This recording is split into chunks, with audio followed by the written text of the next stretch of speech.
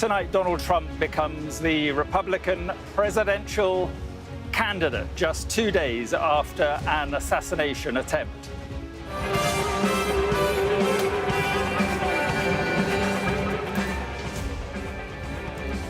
This is the moment enough Republican delegates backed his run for the White House. We'll be live at the party's national conference in Milwaukee, where he'll soon share the stage with his new running mate. Donald Trump has confirmed political newcomer and tech entrepreneur J.D. Vance as his vice president. And we'll hear from pollsters and voters about how Saturday's shooting changed the race for the White House. That's all coming up on The World with me, Mark Austin.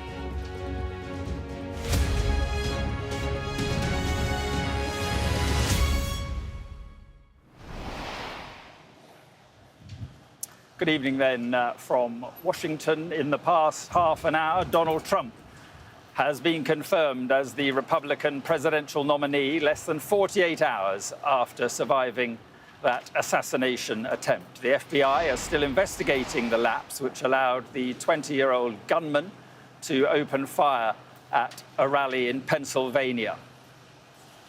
As a result, security has been stepped up in Milwaukee, where 2,400 delegates gathered for a roll call to officially nominate Donald Trump. One by one, they have been stepping up to the microphone to announce their choice. Let's hear the moment Florida was declared by Donald Trump's son, Eric, securing the nomination.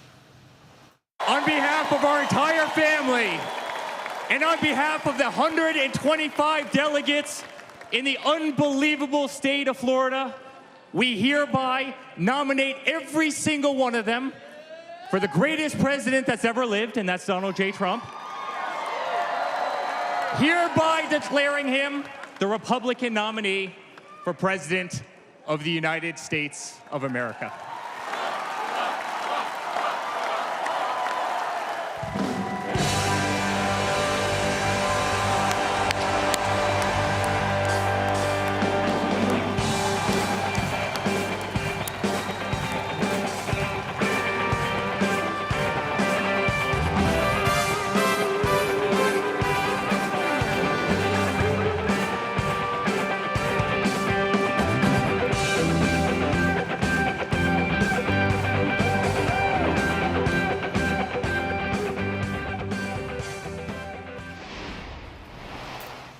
Let's bring in our US correspondent Martha Kellner, who is at the Republican National Convention in Milwaukee. We saw the pictures there, Martha.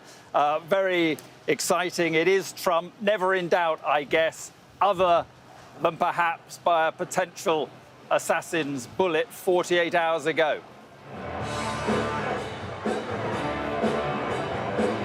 You might be able to gather from the level of volume inside this hall, the music and the cheers, that it is a very buoyant mood. This is a buoyant party being led by a buoyant leader, even more so in the wake of what happened on Saturday evening. It seems crass to say, given that a man lost his life and 2 people were seriously injured. But politically, at least, it feels like people in here feel like the political winds are with the Republican Party. We saw that moment earlier where Eric Trump, Donald Trump's son, was the man to announce that Donald Trump is officially the Republican Party's presidential nominee. He was joined in that moment by Donald Trump Jr., by his wife Laura, and by Donald Trump Jr.'s fiancée Kimberly. He said he was honoured to announce that Donald Trump would lead the party into November's election. It does feel like there is an air of inevitability in this room. It feels somehow like the tides have turned. It has been a good couple of days for Donald Trump when you take into account also the fact that criminal case regarding the documents has also been dropped against him. So a big moment for Donald Trump, even if it was a foregone conclusion that he would be the party's nominee. Yeah, and he's picked his man as vice president, and it is a man, J.D. Vance. Interestingly, a never-Trumper back in 2016. What's changed?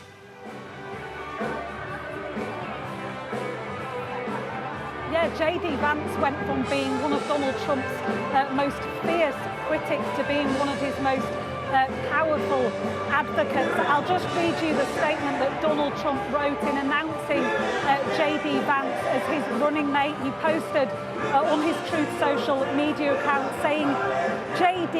honourably served our country in the Marine Corps, graduated from Ohio State University in 2 years, summa cum laude, and is a Yale Law School graduate, where he was editor of the Yale Law Journal and president of the Yale Law Veterans Association. J.D.'s book, Hillbilly Elegy, became a major bestseller and movie as it championed the hard-working men and women of our country. J.D. has had a very successful business career in technology and finance, and now, during the campaign, will be strongly focused on the people he fought so brilliantly for, the American workers and farmers in Pennsylvania, Michigan, Wisconsin, Ohio, Minnesota, and far beyond. Donald Trump ran this search for his running mates almost apprentice style. There was an assumed shortlist of 3 men. They were the North Dakota Governor Doug Burgum, the Florida Senator Marco Rubio, and J.D. Vance. They are all in Milwaukee, Wisconsin, but at some point today, Marco Rubio and Doug Burgum were given a tap on the shoulder. They were given the heave-ho to leave J.D. Vance the winner. He was the front runner in many minds, but his transformation from being a never-Trump to being the vice presidential pick is remarkable. This is a man who back in 2016 described Trumpism as opioid for the masses. He described it as cultural heroin, writing that Trump makes some people feel better for a bit, but he cannot fix what ails them, and one day they'll realise it. He called Donald Trump noxious and reprehensible. J.D. Vance is from a working-class family in Ohio. Donald Trump believes he'll be able to connect with some of those voters in the Rust Belt that he needs to win over in order to win the election in November. He's also a young man, perhaps signalling that J.D. Vance will be the future of the Republican Party. Okay, Martha, at the convention, thank you very much indeed. But we can now speak to Rina Shah, a Republican strategist and political consultant who joins me now. Thank you very much indeed for being with us. So, I mean, first of all, just the most extraordinary 48 hours for Donald Trump. Oh, this is a moment in time that I don't think many of us in the political arena will forget. I mean, what a moment that you saw the former President Trump put his fist up in the air, almost defiant about that act to take his life, that bullet that nearly took him down and eliminated him from this earth. I mean, this is a groundbreaking week for many reasons, not simply because Republicans have gathered and are naming the future of the party, but because of the political winds that might shift and change after today. Certainly the pick of Vance is not groundbreaking because there are many people that were saying that this pick was obviously teased to the public. But there is a moment in which I myself, as an operative who's been in the arena for nearly 2 decades, have to say, my gosh, where do we go from here? Yeah, I mean, when do you think we'll hear from Donald Trump? I don't think we'll hear from him for a couple more nights, actually. I think he likes the suspense that will sort of surround this big speech that he's been preparing for, a speech that he's already said he has changed his verbiage for. He said it would have taken one tone prior to that rally at which he was shot at, to now, where I think, of course, his advisors are telling him to be more unifying, to be more moderate, but it couldn't be more different with this pick of J.D. Vance just announced. I mean, talk about a real MAGAite. J.D. Vance has drank the Kool-Aid of Trump world and is more of the same of Trump. He's no different than the president, again, former President Trump, in any way other than his age. Yeah, I mean, he's a close friend of Donald Trump Jr. He's said to text him every day. And J.D. Vance also attaches himself, or has done on occasions, to Trump's belief that the 2020 election was rigged. Well, certainly J.D. Vance likes to parrot the talking points of the Kremlin, not only sowing discord in our political discourse, but really sowing doubt with the outcome of the election that took place 4 years ago. This is not a unifying voice, though he is a younger American who I believe, because of his birth year, makes him either a young Gen Xer or an elder millennial, depending on who you ask. I don't see him being a forward-thinking person because he's embraced the MAGA extremist agenda.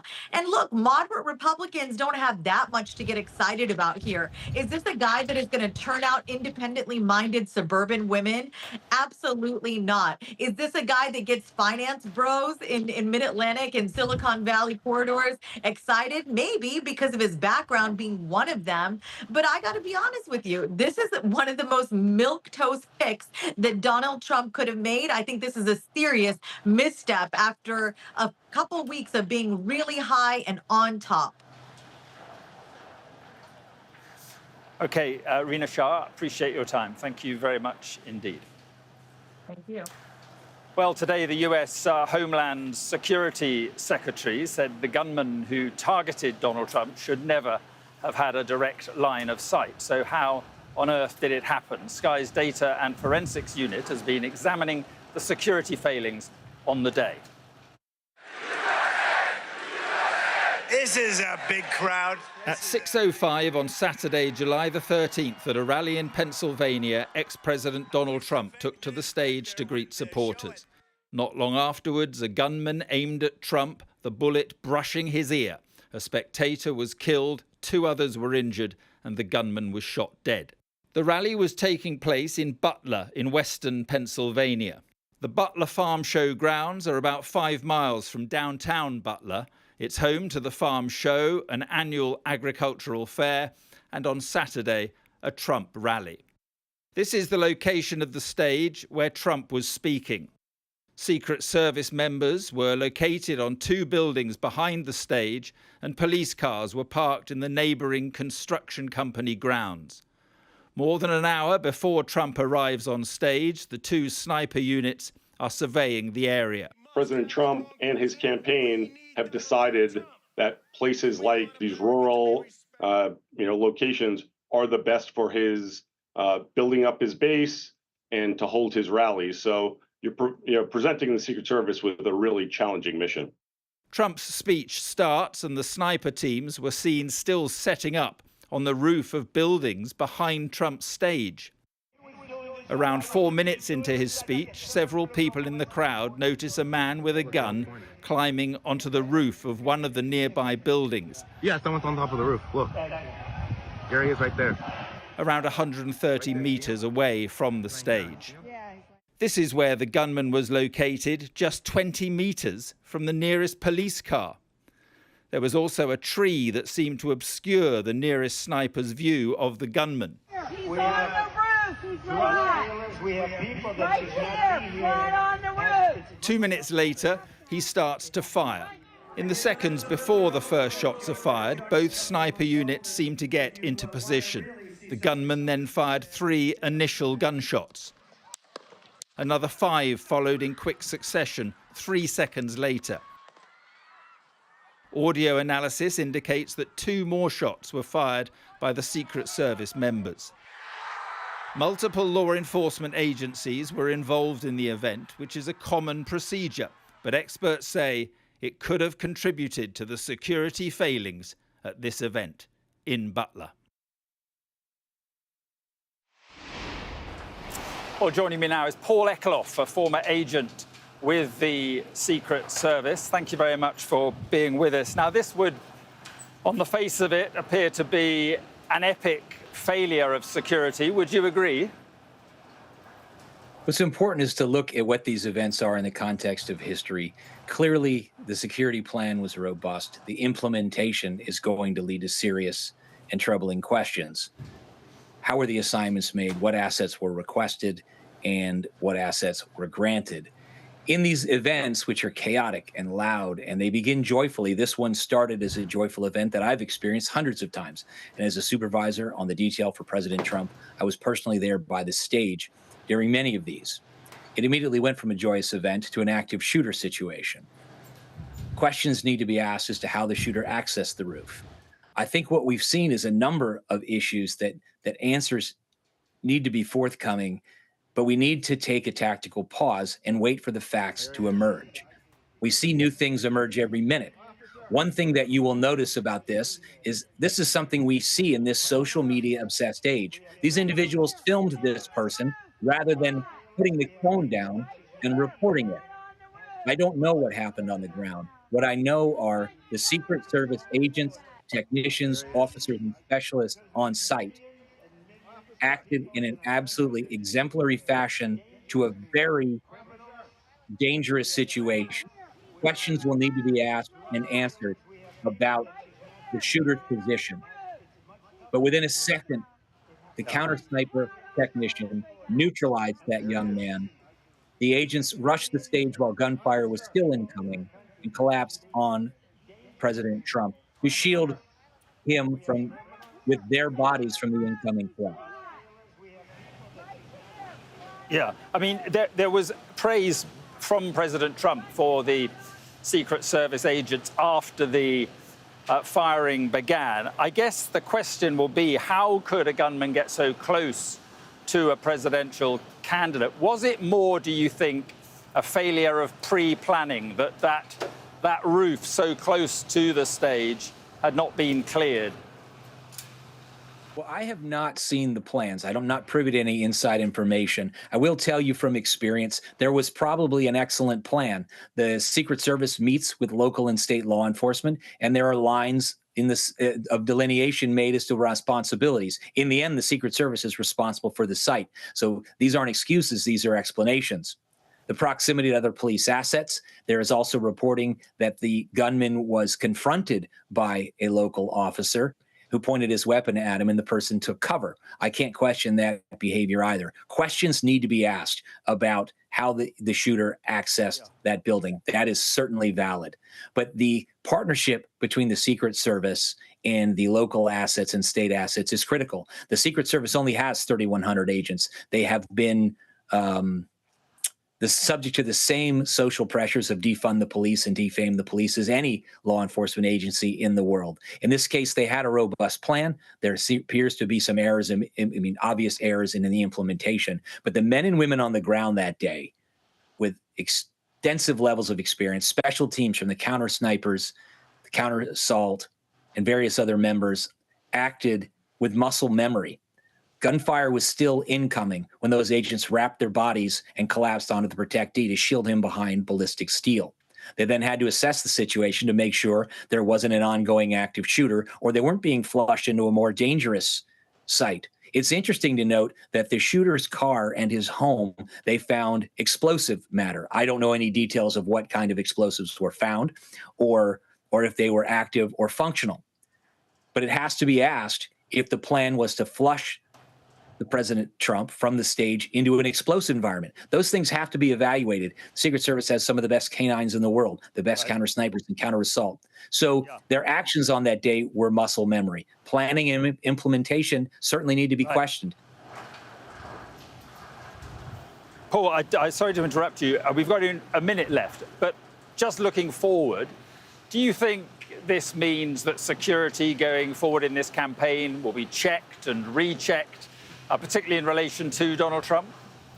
Absolutely, but I don't think it will be limited to Donald Trump. I think you will see a top-to-bottom reevaluation of protective postures, of assets, of support, whether that's tools, material, personnel. I think you will see a beefing up of security. I think you even saw today the Queen and King of England ushered out of a protective site, and I would guess, as an experienced security personnel, that was due to a heightened sense of security alerts around the world that protective operatives the world over are going to be looking over their shoulders and be assessing things.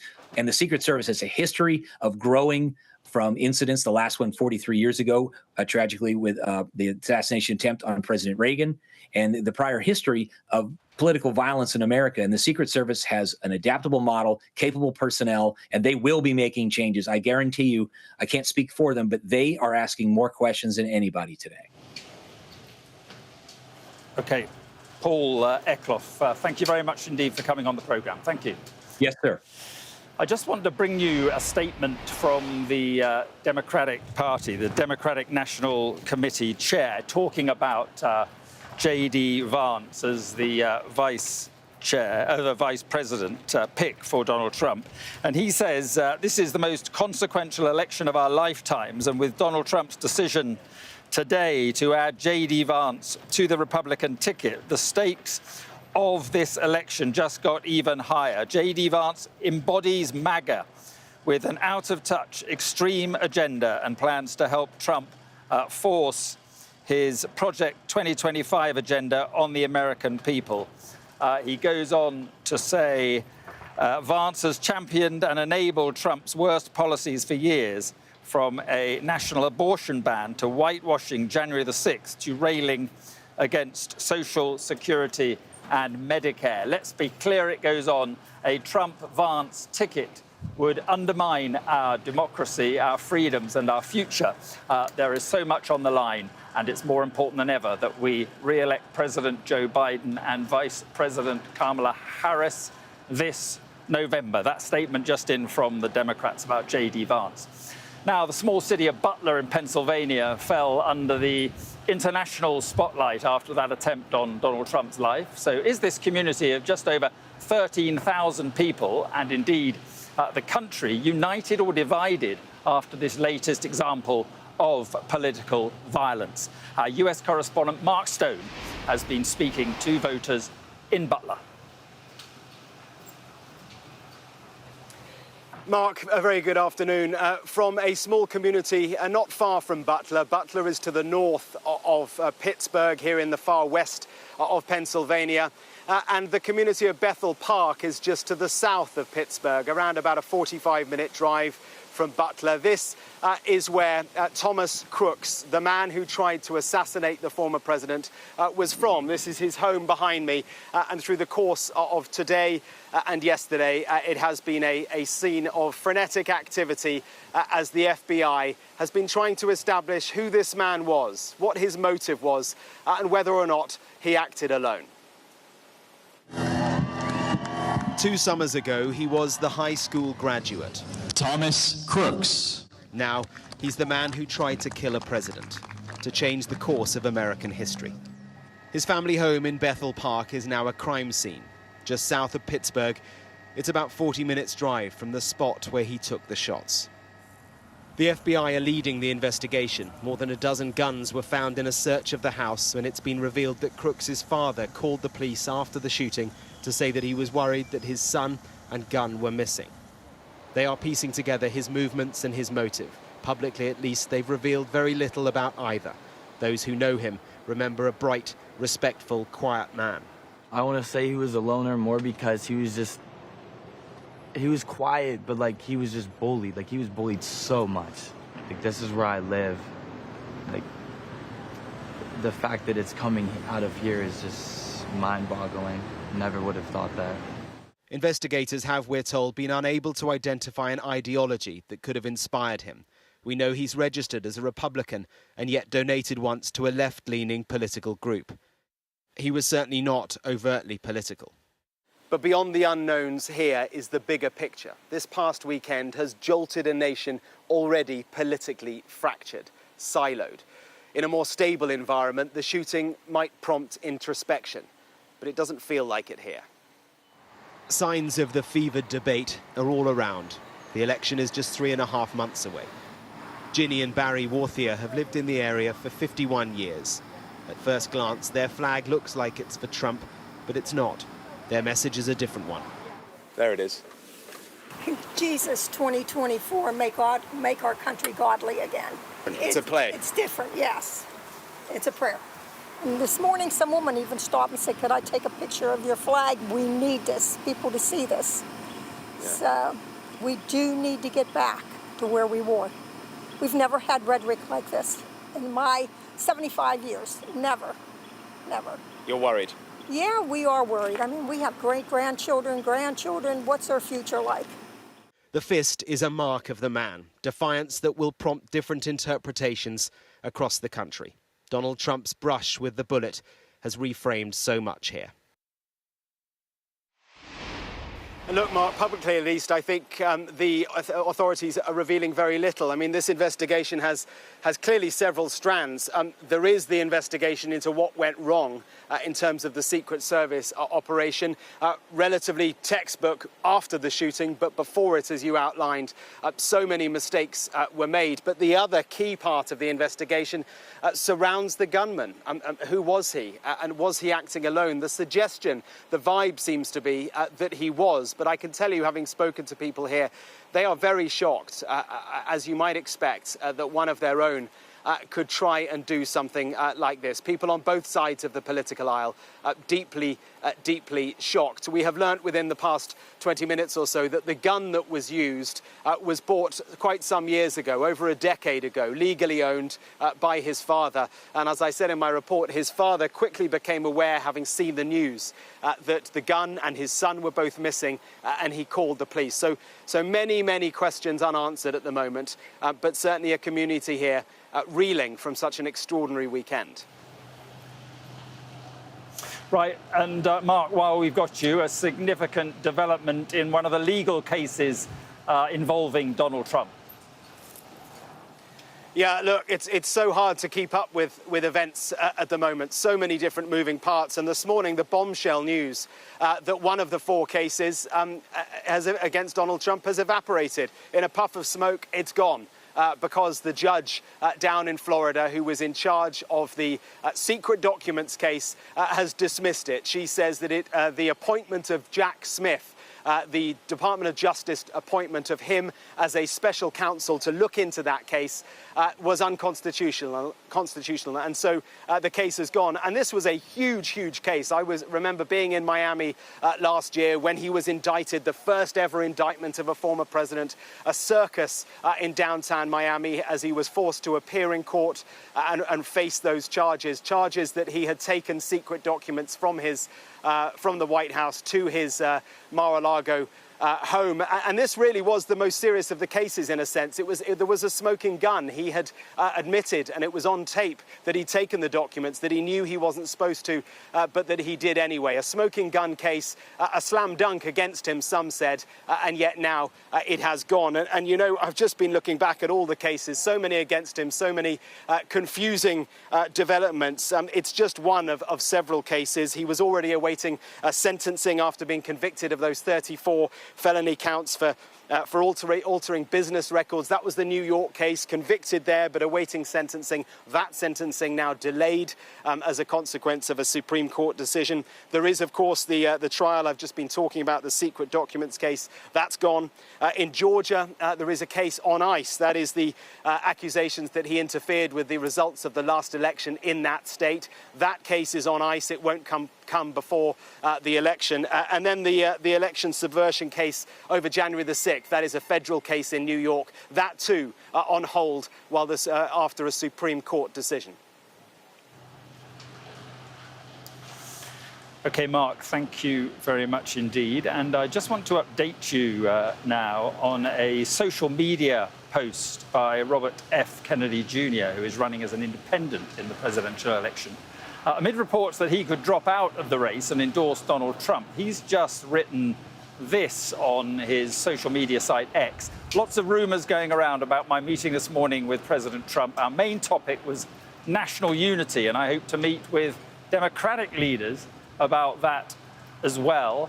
No, I am not dropping out of the race. You're watching The World with me, Mark Austin, live from Washington. Still to come,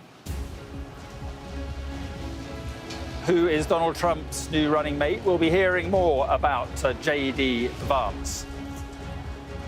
And more reaction from inside the RNC in Milwaukee.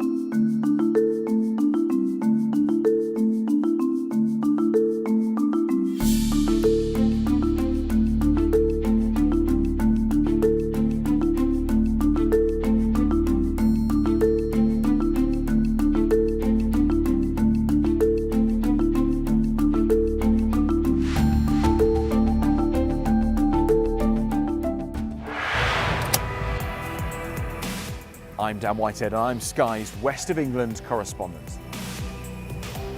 I'm Katie Spencer, and I'm Sky News' arts and entertainment correspondent. We help you to understand the world with us. I'm Adam Parsons, I'm Sky's Europe correspondent based here in Brussels. We take you to the heart of stories that shape our world. I'm Lisa Dowd, and I'm one of Sky's Midlands correspondents. The reason I do this job is because you never know where it's going to lead. Play Sky News. From the Sky News Centre at 7. Now that you're up to date, we can go into a bit more detail. Things can change incredibly quickly. Taken by surprise. Have you ever known a moment like this in British politics before? Yes. Cheers. We'll start with breaking news. Let's get the latest on the ground. So, by the end, we'll hopefully all understand what's going on in the world just that little better.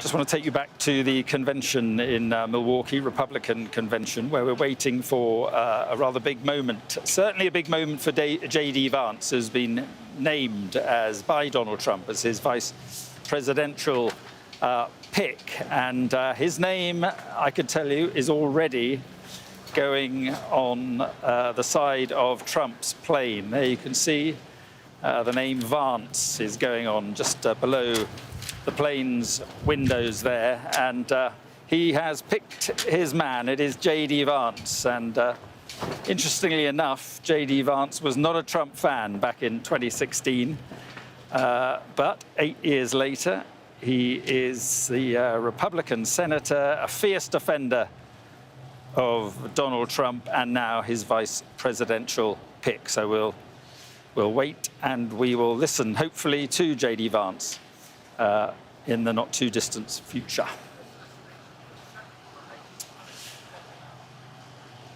But now, how have events over the last 3 days changed public opinion around the race to be president? In a moment, as I say, we expect J.D. Vance to be officially announced as the vice president.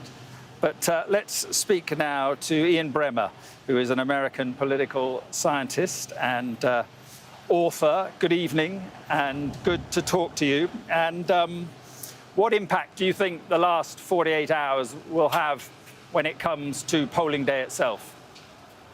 Oh, I think that Trump has a huge advantage now. Of course, the very fact that he was able to pop up after being shot with his right hand, his fist pumping in the air and saying, "Fight, fight, fight." I mean, that is an iconic image. It's already graced the cover of Time magazine. Left, right, or center in the United States, this is what you're going to remember from the election so far. I think it matters. It will certainly turn out a lot more Trump supporters, and turnout is very important in this election. He'll show up in Milwaukee like Lazarus at the Republican National Convention. Also, it makes it much harder for Biden and Democrats to make the argument that Trump is an existential threat to democracy. Not because they don't believe it, though some of them don't, but also because that's the kind of argument that tends to facilitate taking matters into your own hands. Just like when Trump and his supporters were saying the election is rigged and we've got to go down to the Capitol and do something about it. But the Democrats are going to have a very hard time now. This is core to their argument of why Trump is unfit to be president. It also makes it much less likely, not impossible, but less likely that Biden is going to stand down because, of course, all of that pressure has been subsumed by the headlines around the assassination attempt. And that's despite the fact that the vast majority of Democrats believe that Biden is incapable of serving as president for another 4 years. And so the enthusiasm gap between Trump and Biden has only gotten far greater in the last 48 hours. Those, I'd say, are your top takeaways so far. Well, that's a very interesting point you make there about Joe Biden. So even though there's quite a long way to go to November, you think that it is almost certain now that Joe Biden will remain the Democratic candidate? Well, he's 81 years old. I mean, it's not almost certain that he's still alive in November. So, no, I wouldn't say that. I mean, I'm not an actuarial scientist, and there's 3.5 months is a long time. But certainly the momentum and the pressure against Biden inside the Democratic Party for him to go, which really is much more effective before the Democratic convention than it is after. I think that, barring a calamitous health incident by Biden, and he doesn't have to debate Trump again until September after the convention, I think that the chances of that have gone way down. It's not impossible, but it's certainly much less likely.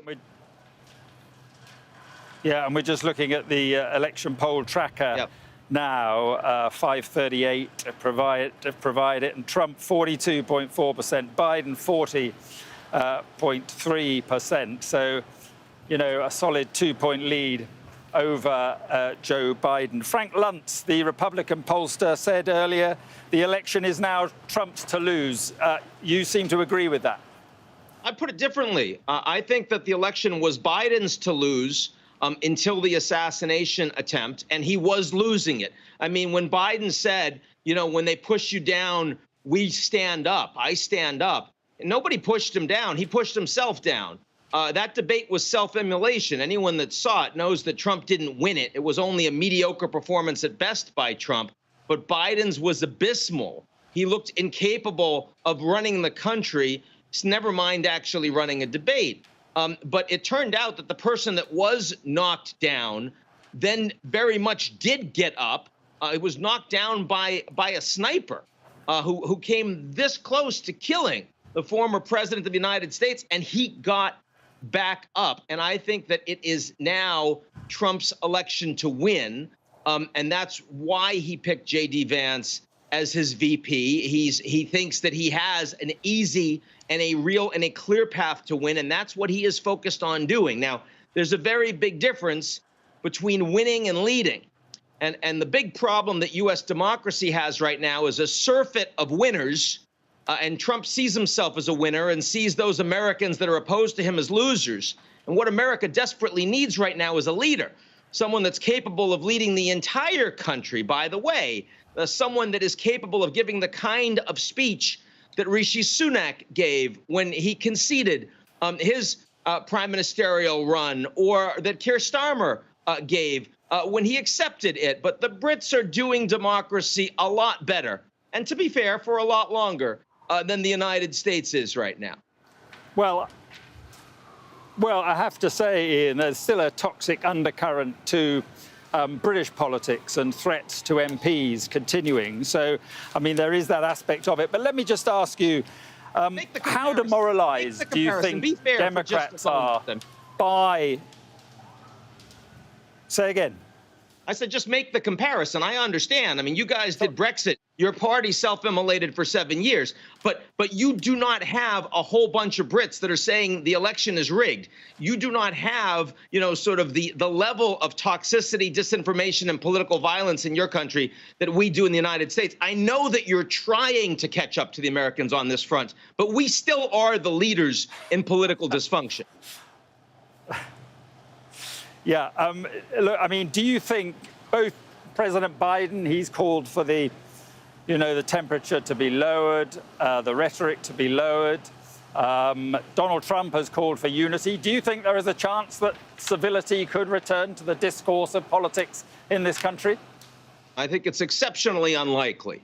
I mean, the choice of J.D. Vance as vice president is the opposite of what you would do if you wanted a unity campaign. You'd have Nikki Haley, who's available and who has 20% of the Republicans that support her, and a lot of independents, and even some Democrats. If you wanted a unity campaign, that's what you would do. Look, I have no doubt that former President Trump is capable of giving a unifying speech that is written for him and that he reads off the teleprompter. He did that in his first State of the Union when he was president back in 2017, and everyone said, oh, look, he can be presidential. But this cuts against every sinew of Trump's being. What he wants to do is he wants to divide the country and take advantage of that politically. That's how he won as president before, and it's how he intends to win this time around. And let's remember, Trump truly believes that being impeached twice by the Democrats, being indicted dozens and dozens of times, being convicted 34 times of felonies, and an assassination attempt. He believes that that is because of his political opponents. He blames them personally. It is his top priority. And he has every intention of going after those people when he wins the presidency, as he certainly believes he does, and as I think is more likely than not, come November. So no, I think that we are very, very far from unity politically in the United States. I think this is the most dysfunctional the American political system has been, certainly since 1968 and probably since the Civil War.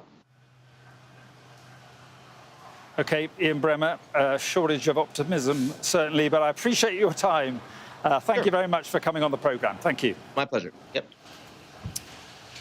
This is The World with me, Mark Austin. Next up, more reaction from Milwaukee and here in Washington as we learn more about Donald Trump's campaign for re-election.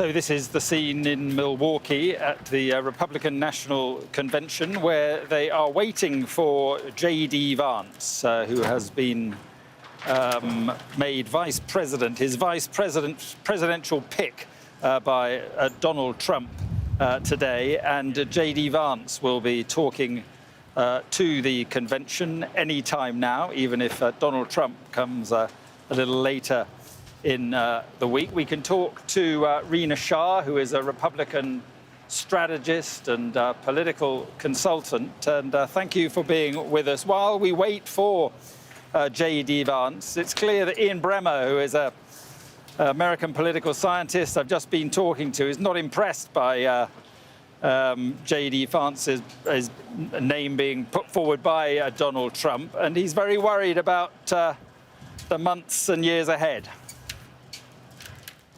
I share that sentiment with Mr. Bremmer. I mean, what's there to get excited about here?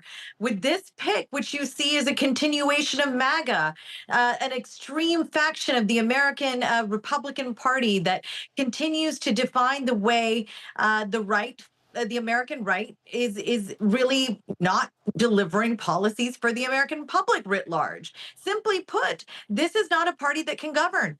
J.D. Vance being the VP pick and somebody who will take over for Trump in the case that Trump can no longer do the job if elected, doesn't instill any hope in getting things done for the vast majority of Americans who are, frankly, around his age. Look, this is a guy who's in his 40s. He's married to a woman of Indian descent, a new American, if you will. She's a daughter of immigrants.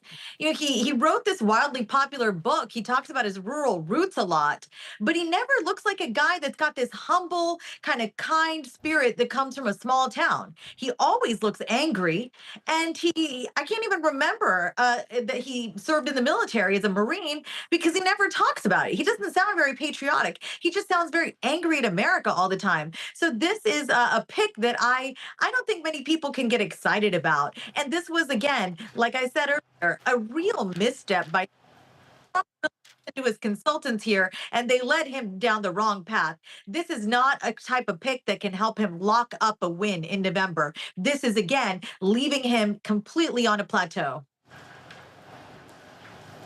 But he does seem to be a man after Donald Trump's heart, 39-year-old Marine Corps veteran, as you say, but also interesting on foreign policy. He opposes more U.S. funding for Ukraine, embraces this sort of isolationist foreign policy of Donald Trump. I mean, just right there, what you just said. I mean, a guy who is bowing at the feet of Donald Trump. I mean, number one, isn't that emasculating on some level? It's just been bizarre to watch these people kiss the ring as if Trump is some kind of king. I mean, the American founders of our nation, if they were alive today, I bet they're rolling in their graves, just watching what this Republican Party has become. The party that was the anti-slavery party that's completely overrun by people like the Speaker, Mike Johnson, who forgets that his branch, the legislative branch, is a check on the executive branch. I mean, listening to Senator Lindsey Graham of South Carolina in the aftermath of Trump's assassination attempt, the next morning, Lindsey Graham went on American mainstream media and said, "I love you," to Donald Trump. Those three words, that's something you say to your spouse, not to somebody that might take over the executive branch and whose job it is, the job that you have is to be checking him. It's just completely hypocritical. It's nonsense. And though this convention makes it seem like there's so much pomp and Rina, I'm sorry to interrupt you, but we are just seeing now that J.D. Vance is making his way to the stage and is likely to speak in the coming moments. J.D. Vance, the man named by Donald Trump as his vice presidential pick, as we've been discussing, a never-Trumper back in 2016. 8 years later, a Republican senator, a real stout defender of Donald Trump, and now the vice presidential pick. And there he is, being warmly welcomed at the Republican National Convention.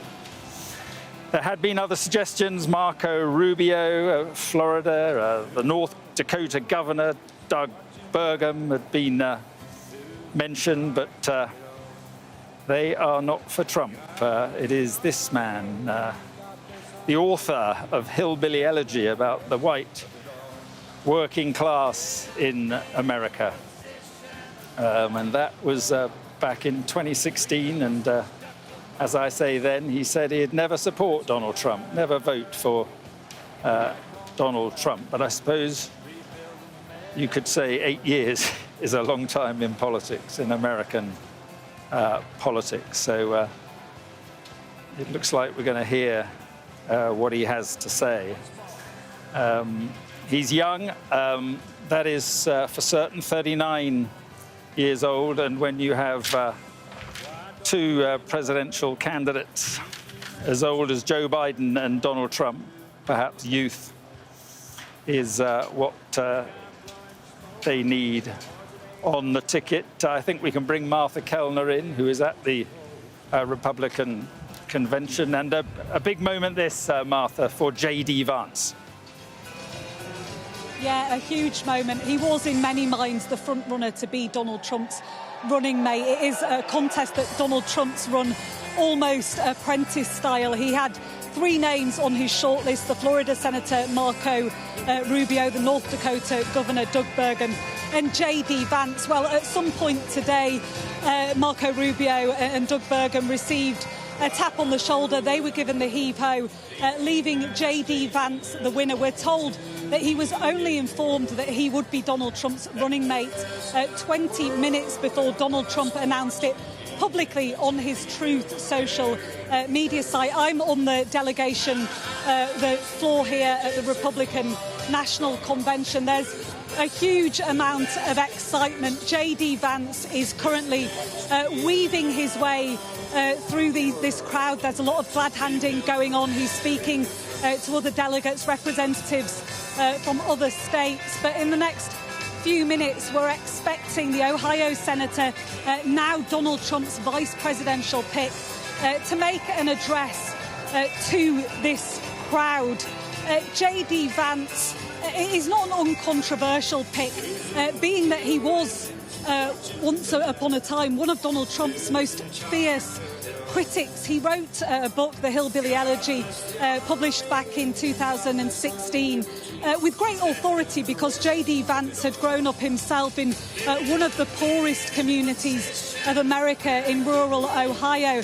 And he said Donald Trump had cottoned on to how he could abuse the working classes. He called Trumpism, the rise of Donald Trump, opioid for the masses. He called Donald Trump a form of cultural heroin. In J.D. Vance's words back in 2016, he makes some feel better for a bit, but he cannot fix what ails them, and one day they'll realise it. He called Donald Trump noxious and reprehensible. Well, at some point, J.D. Vance appears to have changed his mind. He's now one of the most powerful, eloquent supporters of Donald Trump. He is still, though, a relative political newcomer. He didn't enter the Senate until 2022. His campaign in that Senate race in Ohio was backed by Donald Trump, and he was one of the rare success stories in the midterm elections in 2022 for a Donald Trump-backed candidate. So J.D. Vance picked by Donald Trump, I think in recognition of how he connects with the working classes, the fact that Donald Trump hopes he can win over those in the Rust Belt, those votes that he desperately needs if he's to overcome Joe Biden. We can hear now, just in the background, the Attorney General, I think from Iowa, speaking to introduce J.D. Vance. For Vice President of the United States, the chair would like to remind delegates of the provisions of Rule 40A, which provide that in nomination if there is only for Vice President of the United States. The chair would like to remind delegates of the provisions of Rule 40A, which provide that in part, if there is only one candidate for nomination for Vice President of the United States who has demonstrated the support required by this paragraph B of this rule, A motion to nominate for such office by acclamation shall be in order, and no calling of the roll with respect to such office shall be required. At this time, the chair states that she has been furnished with evidence that there is only one candidate for nomination for the office of Vice President who has demonstrated the support required under Rule 40B of the Rules of the Convention. Delegates and alternates, the chair recognizes and is pleased to introduce John Husted, Lieutenant Governor of Ohio, for the purpose of nominating. Please give him a warm welcome.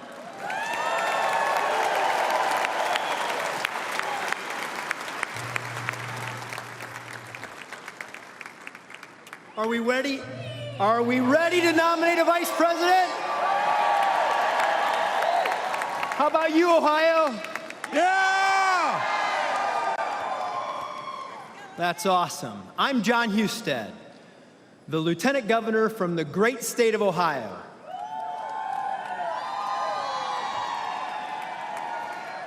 It is an honor to speak to you all this afternoon to formally nominate the Republican nominee for Vice President of the United States.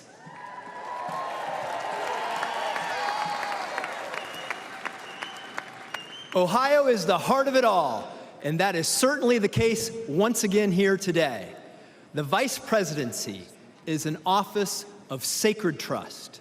The man who accepts this nomination accepts with it the awesome responsibility to give wise counsel to the president, to represent America abroad, to preside over the Senate, and to be ready to lead our nation at a moment's notice. Such a man must have an America first attitude in his heart. He must, amen.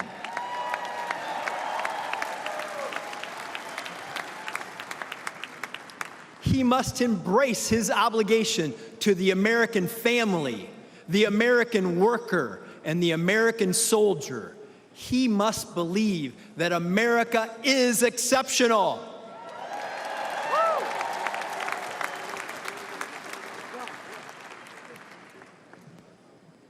And be prepared in the tradition of our founders to pledge his life, his fortune, his sacred honor to preserve, protect, and defend the Constitution of the United States.